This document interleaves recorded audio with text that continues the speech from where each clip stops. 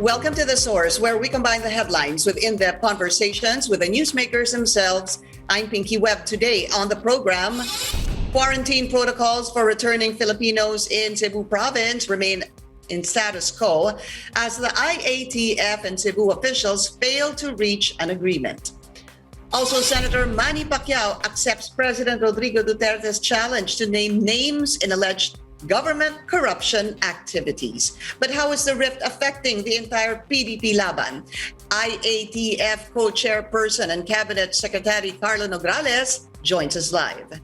And later, the Health Department says we cannot ban more countries amid the Delta COVID-19 variant threat. But what else can be done to protect our borders? Former National Task Force Against COVID-19 advisor Dr. Tony Leachon tells us more live.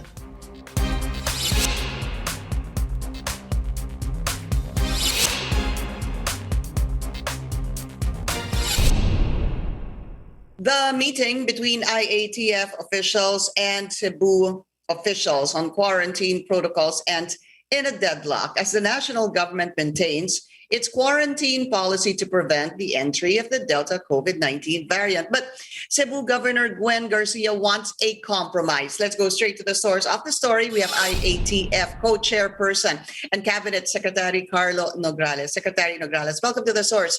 Maraming salamat po sa inyong oras. Hi, thank you for inviting me, Pinky. Magandang umaga sa lahat ng mga nanonood ngayon. Good morning. Tell us more about the meeting between you guys, the IATF officials, and Governor Garcia. Was there anything resolved? Well, what happened was we were invited by the Sanggunian and by Governor Gwen herself also to shed light on the reasons behind yung mga strict quarantine protocols natin. And so the intent also was for us also to listen to their recommended protocols, quarantine protocols for international travelers coming into Cebu.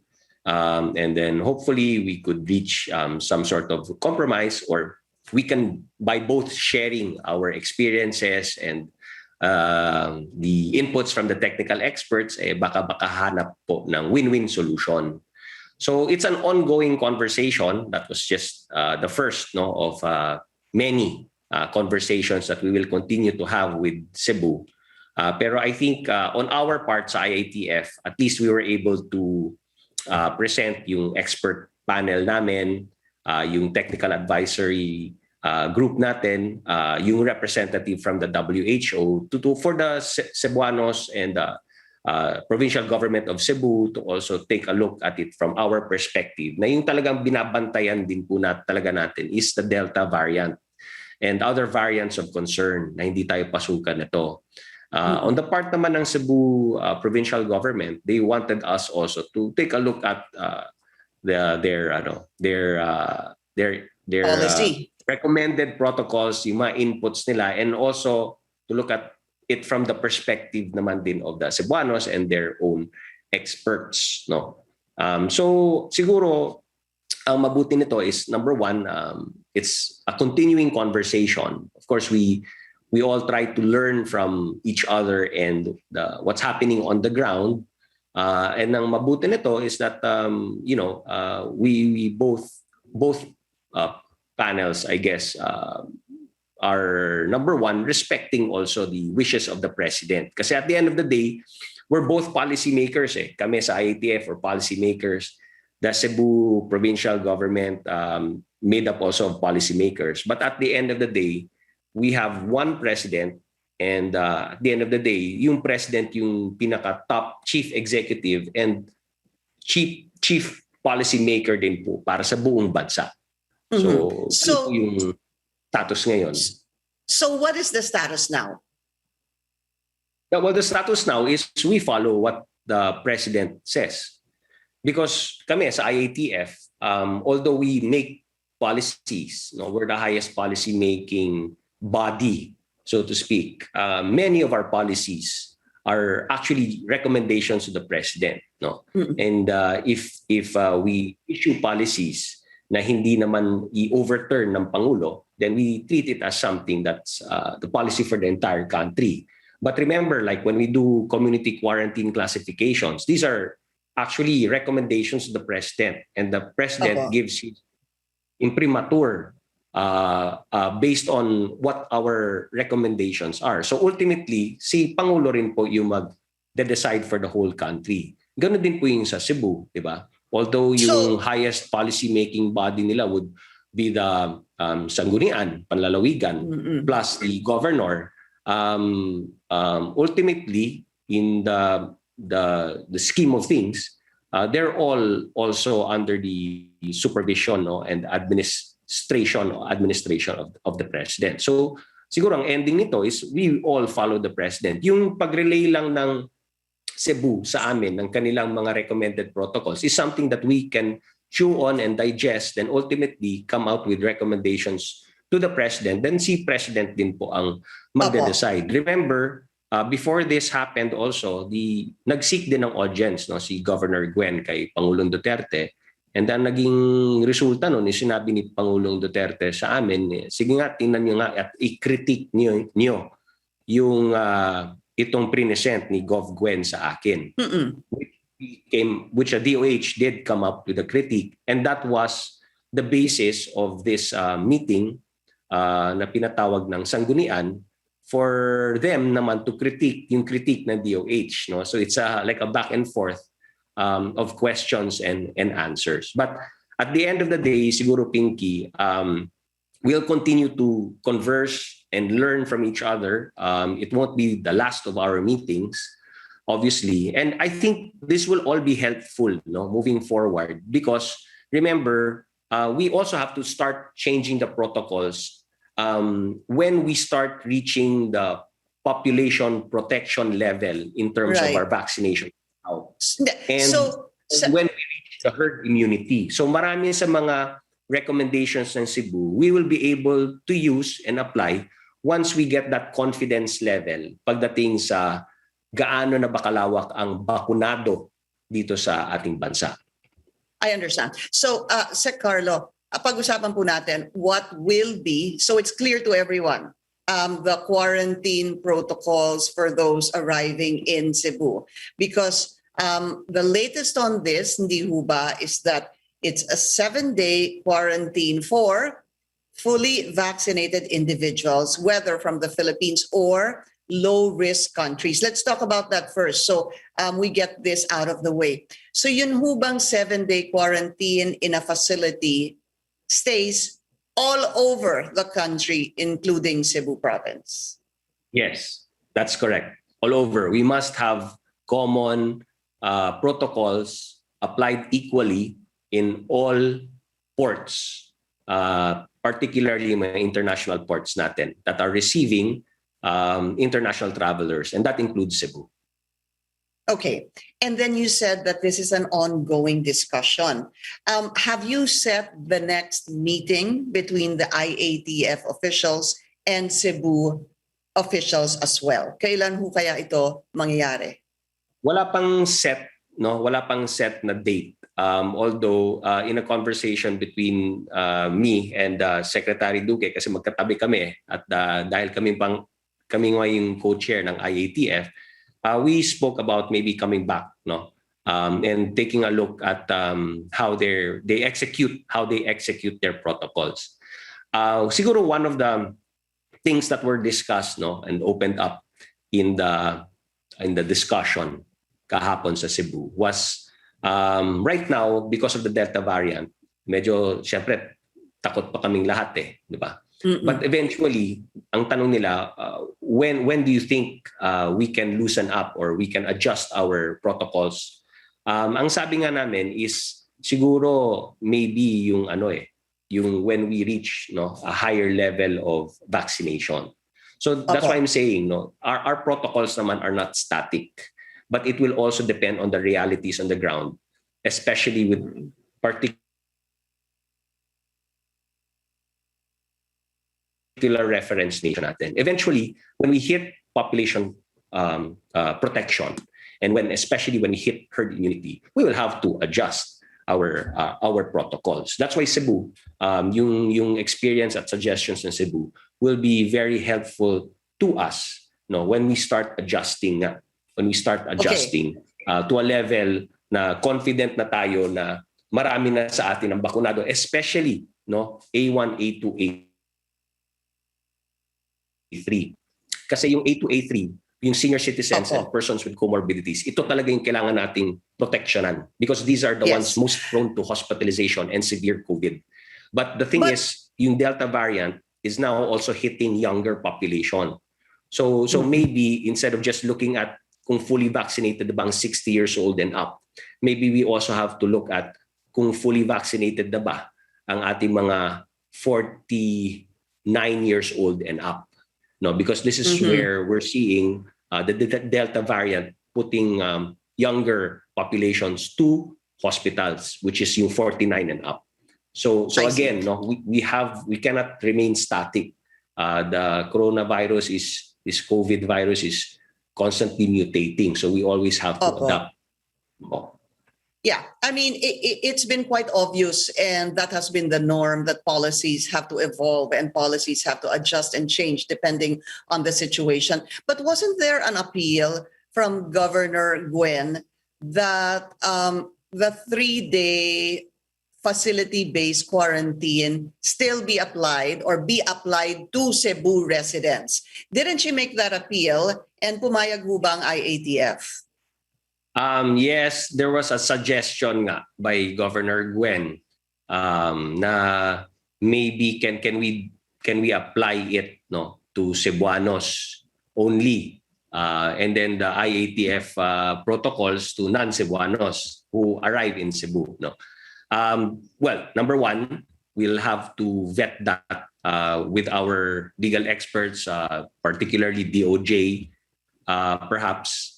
To look at the legality of such classification. Kasi magka-classify ka na ngayon Cebuanos and non-Cebuanos. So meron bang legal basis for that type of classification? And will it not run counter to the equal protection of the law clause in our Constitution? Diba? So kailangan tingnan natin yan in the legal perspective.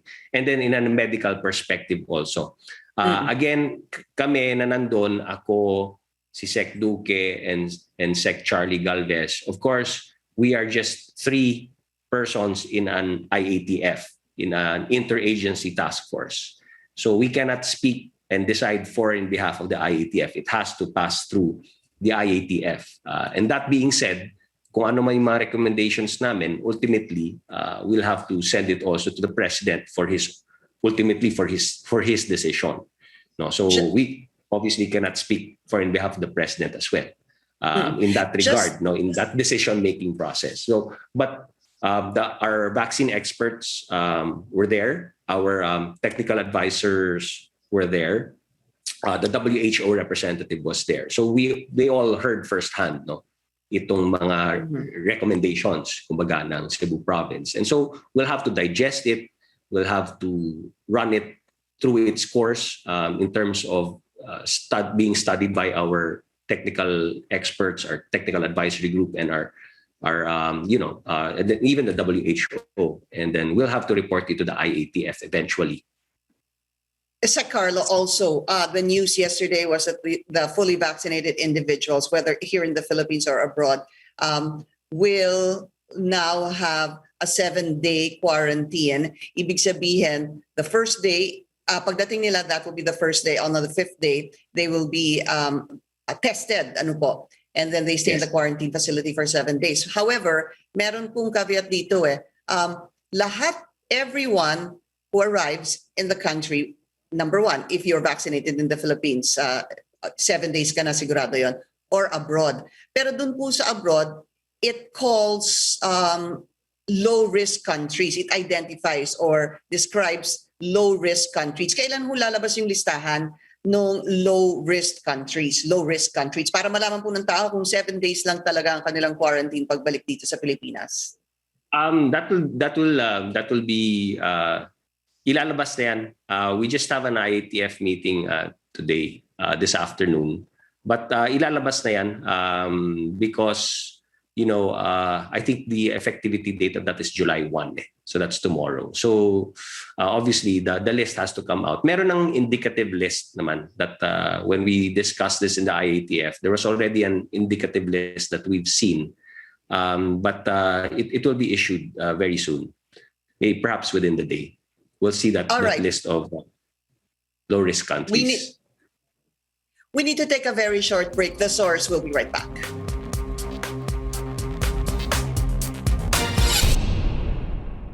You're watching The Source on CNN Philippines. I'm Pinky Webb. Our guest today, Cabinet Secretary Karlo Nograles. Secretary, just quickly, let's talk about the President and Senator Manny Pacquiao. It doesn't seem like anything, or it's well between the President and the Senator. How would you describe their relationship right now? Sorry. Actually, I don't think I'm qualified to describe what the relationship between the President and Senator Manny Pacquiao is. I don't have personal knowledge or information as to how the President regards personally Manny Pacquiao at the personal level. But that being said, I think narinig naman natin yung sinabi ni Pangulo nung Monday, an allegation or sort of an accusation kasi was said. So the President addressed it publicly. Okay. Pero kayo ho ba, how do you feel about it being, a third person? For example, nag-umpisa rin naman ito, kung babalikan pa po natin yung jet ski sa West Philippine Sea. Yung naging assembly, hindi ho ba nandun kayo in the assembly together with Vice Chairman Sec Pusi na sinasabi po nila Senator Manny Pacquiao ay wala naman, it was not supposed to happen, or it was not part of the laws, or it was illegal to have had that assembly. So it's quite obvious that you were in that assembly. You were together with Vice Chairman Pusi. And then si Secretary Pusi's Vice Chairman is also saying na kasi kapag ganyan, kapag in so many words, kapag may problema ka sa bahay mo, which is PDP-Laban, imbis na sunugin mo, umalis ka na lang. Palagay mo ba nagiging liability na si Senator Pacquiao sa PDP-Laban? Ganun ho kaya yun? Well, right now, syempre, siguro dahil nga po kaming lahat ay nasa loob ng PDP-Laban at lahat naman po kami ay kapartido ng PDP-Laban. Siguro ang ibig lang pong sabihin ni Secretary Cusi, palagay ko, is that since we're all in the same party anyway, things like this can be discussed inside the party. Pwede naman yan kung meron kang mga concerns or you have some concerns or questions or issues that you want to raise. Us all being party mates, we can easily raise that. We have mechanisms also in the party, and the party can help also within those mechanisms.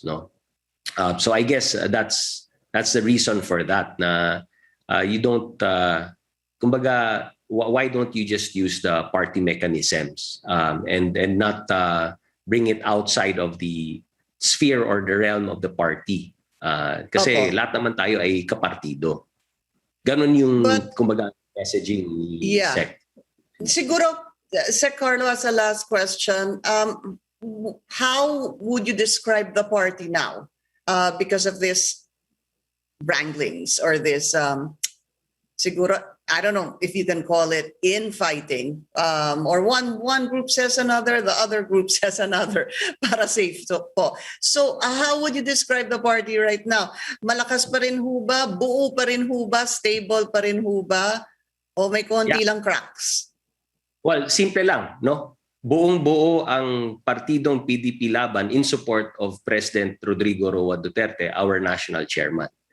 So yun, without a doubt, PDP-Laban is solidly as one behind President Rodrigo Duterte, our national chairman. Yun nun, without a doubt, solidly behind the president. Do you think Senator Pacquiao should stay within the party? Would you personally want him to stay? Well, yung being a member of a party or being part of the party, it's such a personal decision. Any party member naman is free to stay or free to leave.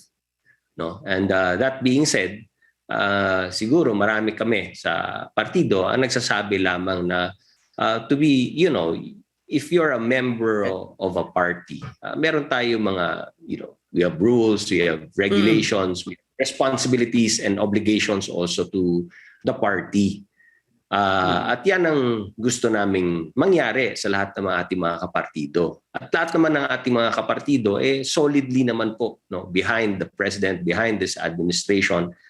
And so if you've got some issues, then, there are ways of dealing with that. Okay. Of All right. addressing issues, kumbaga. So, lahat naman kami, parang naintindihan naman namin. Diba? It's not difficult not to understand that. All right. Cabinet Secretary Karlo Nograles, sir, maraming salamat po sa inyong oras.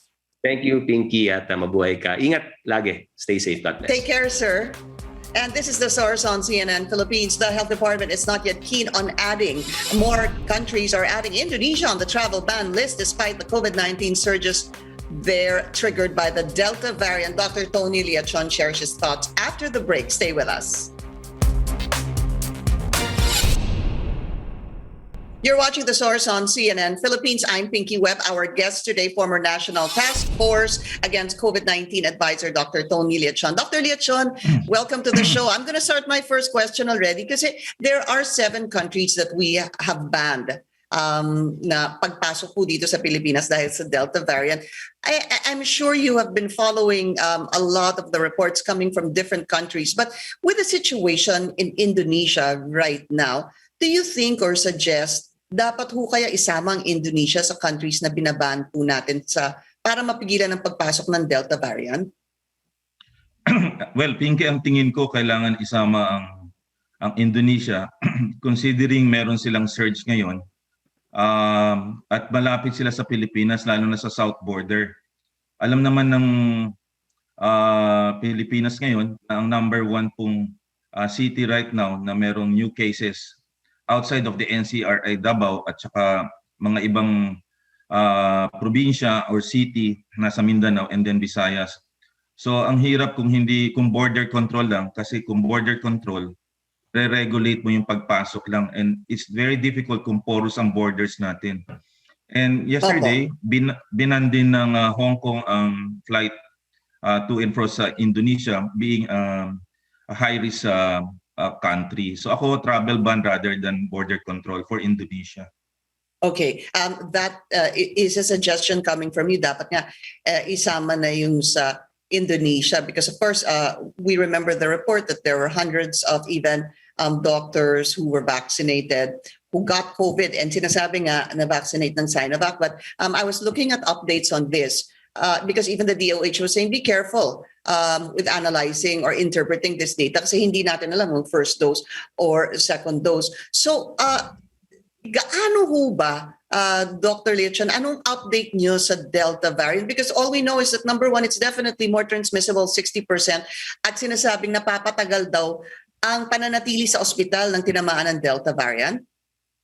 Yeah, ito isang mutation coming from the Indian variant o yung regional na Delta variant na nag-cause ng surge sa India. At ang other name niya ay 1.617.1. And this is more transmissible at saka better able to attack the lung cells, yung baga, and less responsive o nadadodge yung antibodies to make certain vaccines ineffective. Kaya siya delikado at sa India ginawa na siyang variant of concern at nakita na rin siya not only in India, US, UK, and Japan and other countries. So kailangang bantayan natin ito at i-monitor at baka makapasok sa bansa natin, lalo na meron na tayong Delta variant dito pero in Delta Plus wala pa. And I think wala pang local transmission ng Delta Plus variant in our country. Actually, there's no local transmission of the Delta nor the Delta Plus. We have 17 cases of the Delta variant. I guess as a last question, what I wanted to find out from you, Dr. Tony, is we are genome sequencing about 750 samples per week. So far, they have identified 17 cases of the Delta variant. Palagay niyo ba, dalawa lang po, are we genome sequencing enough? Inaamin naman po ng gobyerno na kulang. Pero pangalawa, kasi kung kulang, does this actually really give us a clear picture na 17 lang ang Delta variant dito sa bansa? Kulang ho tayo sa genomic surveillance studies or genome sequencing kasi in other countries, na-identify nila kung ilan ang percentage ng cases ng COVID nila. Like for example, sa UK, natatala nilang 95%. Hindi lang random sampling. Sa Amerika, na-identify nila 20 to 30% of cases nila. So ibig sabihin, sa bawat cases na nakikita nila, sinusunod nila kaagad ang genomic sequencing. Ngayon, in our country, mahirap sabihin yan kasi archipelago tayo at nakasentro yung ating mga genomic sequencing centers sa Kamaynilaan. So we have siguro sa RITM, sa NIH, at ibang pang lugar, but not in the countryside. So dapat siguro abangan natin doon sa high hotspots, particularly sa Mindanao at Visayas. At doon tayo dapat siguro mag-testings. Dapat merong concentration din doon, no? Dr. Leachon, as you were saying that marami na rin tinatawag na high-risk areas ngayon ang OCTA. And of course, coming from the DOH as well. Dr. Tony Leachon, sir, maraming salamat po sa inyong oras. Maraming salamat, Pinky. Magandang umaga. Thank you. And thank you for joining us here on The Source. I'm Pinky Webb. You're watching CNN Philippines.